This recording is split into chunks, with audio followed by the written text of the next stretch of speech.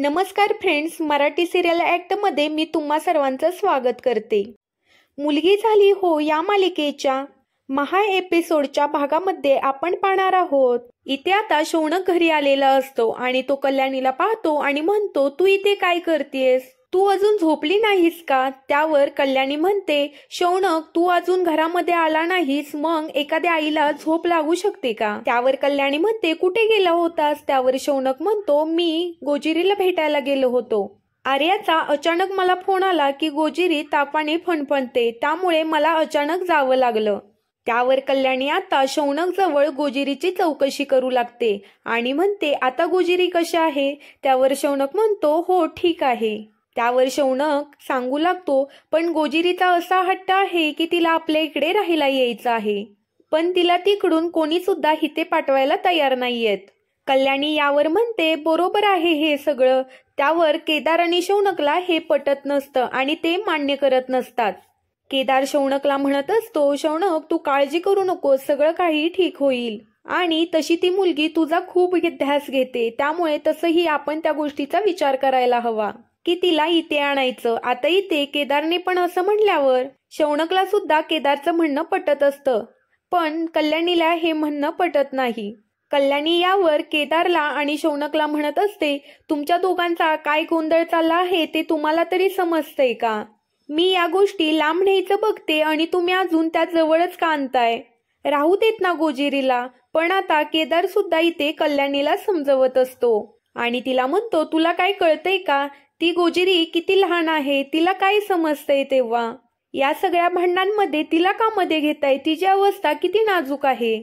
शौनक तू कोणाचं सुद्धा ऐकू नकोस, आपण या गोष्टीवर विचार करूया आणि निर्णय घेऊयात आणि लवकरच गोजिरीला घरी घेऊन येऊयात, असं केदार हा शौनकला सांगत असतो.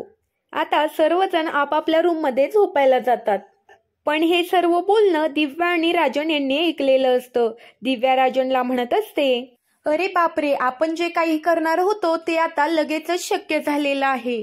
गोजिरीला खरं तर आपल्याला संपवायचं होतं, पण गोजिरी आता स्वतःहूनच इकडे येते म्हणल्यावर आता आपलं कामच झालं, असं दिव्या आणि राजन एकमेकांसोबत बोलत असतात. आता इकडे रात्रीच्या वेळेला सर्वजण घरामध्ये बसलेले असतात.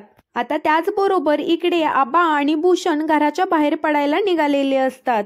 त्यांच्या बॅग्स बघून आजी आणि विलास पाटील त्यांना विचारतात, तुम्ही कुठे निघाला आहात? जर तुम्हाला ही एंगेजमेंटच करायची नाही तर आम्ही इथे कशाला थांबू? सरळ सरळ साजिदीने ह्या लग्नाला नकारच दिलेला आहे, मग आम्ही कोणत्या हिशोबामध्ये इथे राहायचं आहे? त्यापेक्षा गेलेलं बरं. त्यावर आजी त्यांना सांगू लागते, 2 दिवसामधला 1 दिवस गेला आहे, पण 1 दिवस अजून बाकी आहे, कारण आजीलाही वाटत असतं की साजिरीनं भूषण बरोबर लग्न करावं. मग आपण ह्या एका दिवसामध्ये काहीतरी करूया आणि परवा दिवशी आपण साजिरी आणि भूषणचा साखरपुडा करून टाकूयात.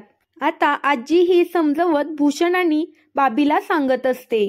त्यावर भूषण म्हणत असतो, आजी ठीक आहे, तुम्ही म्हणताय तर 1 दिवस मी अजून देतो, परत मी पुन्हा साखरपुड्याला तयार होणार नाही, मी इकडून निघून जाणार, असं तो सगळ्यांना सांगत असतो. आता असं आजी म्हणल्यावर परवा दिवशी साखरपुडा करायचा आहे. साजिरीलाही खूप टेन्शन आलेलं असतं आणि साजिरीही आर्याकडे बघत असते आणि आर्या सुद्धा याचा विचार करत असते. आता इकडे राजन आणि दिव्या प्लॅनिंग करत असतात आणि राजन आणि दिव्याला आता असंच वाटत असतं, लवकरात लवकर गोजिरीने ह्या घरामध्ये यावं का? तिला फोन करायचा का? मागच्या वेळेला मी कशी गोजिरीला भेटली होती, नाहीतर ह्या वेळेला पण तसं भेटायचं का? त्यावर राजन म्हणतो, नाही, ती बाहेर पडणार नाही, कारण तिला लागलेला आहे. त्यापेक्षा आपण आता एक काम करूया, साजिरीच्या फोनवर फोन करूयात. जर समजा आपण फोन केला आणि गोजिरीने फोन उचलला तर तो उत्तमच, आणि साजिरीने फोन उचलला तर आपण गोजिरीच्या तब्येतीची चौकशी करायची आणि हा फोन ठेवून द्यायचा. आता इथे नेमकी फोनची रिंग वाजते आणि आरव फोन उचलतो आणि आरव गोजिरीला म्हणत असतो, अननोन फोनवरून हा फोन आलेला आहे. त्यावर गोजिरी आरवला म्हणत असते, हा फोन जो आहे तो स्पीकरवर टाक, कारण कदाचित माझ्या बाबांचा सुद्धा हा फोन असू शकतो.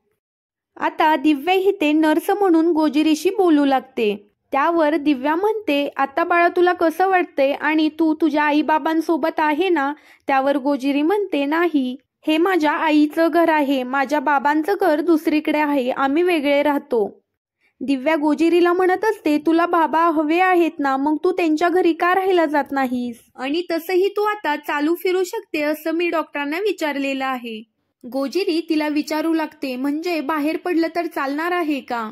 आता मुद्दाम होऊन दिव्याने हा प्लॅन केलेला असतो, कारण तिला असं वाटत असतं गोजिरीने घराच्या बाहेर पडावं.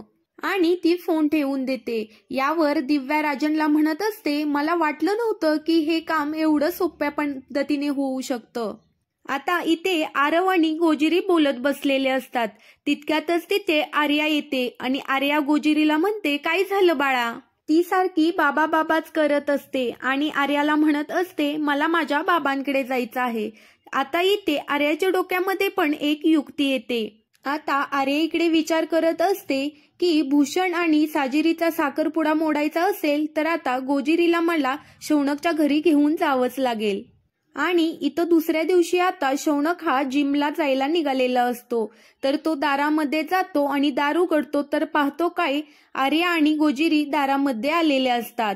इथे गोजिरीला पाहून शौनक म्हणत असतो, हे काय आर्या, तू इतक्या पहाटे आली आहेस आणि तू इथे हिला कशी काही घेऊन आलीस? त्यावर आर्या साजिरीबद्दल खरं खरं शौनकला सांगू लागते. आर्या शौनकला म्हणत असते की मी गोजिरीला मुद्दामून हिथं घेऊन आली आहे, कारण त्याचं कारण ही तसंच आहे. कारण घरातले कोणी सुद्धा गोजिरीला हिथे पाठवायला तयार होत नव्हते आणि गोजिरीला तुला भेटायला यायचं होतं. आणि गोजिरी इथे आली असती ना तर सगळं शक्य झालं असतं. काय आहे ना, घरामध्ये तर सारखी कटकट चालू आहे. ती भूषणची बहीण आणि भूषण आमच्या मागेच लागले आहेत लग्नासाठी. परंतु साजिरीला हे लग्न करायचं नाही. घरातल्यांच्या चांगल्यासाठी ती हे लग्न करत आहे.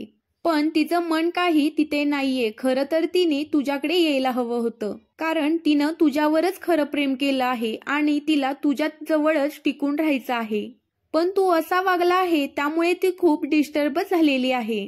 आणि घरातल्यांचा सुखाचा विचार करून तिने भूषण सोबत लग्न करायला तयार झालेली आहे. आणि काहीही झालं तरी साजिरीचं लग्न भूषण सोबत होऊ नये असं मला वाटतं.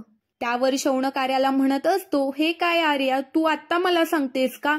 याबद्दल मला तू आधी का नाही सांगितलंस?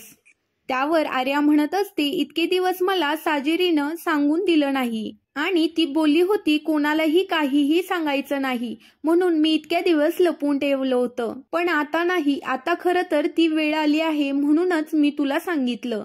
गोजिरी कोणाचंही ऐकत नाहीये. तिला बाबा म्हणून तूच हवा आहेस आणि घरातले कोणी सुद्धा ऐकत नाहीयेत. म्हणून मला हाच मार्ग योग्य वाटला. इथे आता गोजिरी झोपली असलेली सारखी बाबा बाबा म्हणत असते. शौनक आर्याला म्हणत असतो, खरंच गोजिरीला किती वेळ लागला आहे माझं.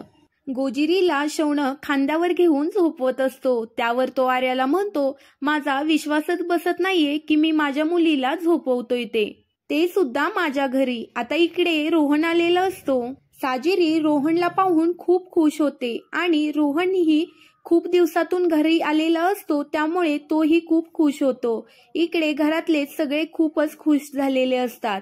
रोहन आता सगळे कुठे आहेत असं साजिरीला विचारतो. तितक्यातच विलास पाटील तिथे येतात. विलास पाटील तिथे आल्यानंतर रोहन लगेच त्यांचे आशीर्वाद घेतो आणि तो म्हणत असतो, बाबा तुम्ही आता काळजी करू नका. आता आपण एक मोठी बिझनेसची ऑर्डर नक्कीच घ्यायची आहे, कारण माझ्या डोक्यामध्ये बऱ्याच आयडिया आल्या आहेत असं देखील तो घरातल्यांना म्हणत असतो.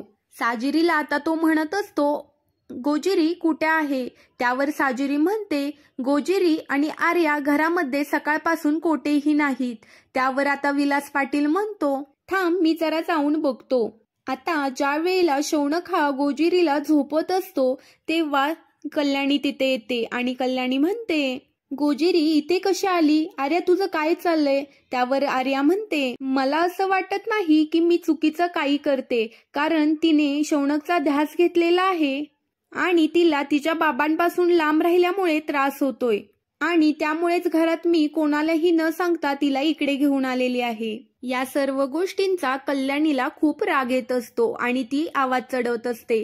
त्यावेळेला शौनक म्हणत असतो, आई तिला झोपायचं आहे आणि तिला झोपू देत, आणि असं म्हणून तो तिथून निघून जातो. मालिकेचा पुढील भाग थोड्याच वेळात अपलोड होईल. असेच मालिकेंचे अपडेट जाणून घ्यायचे असेल तर चॅनेलला सबस्क्राईब करा.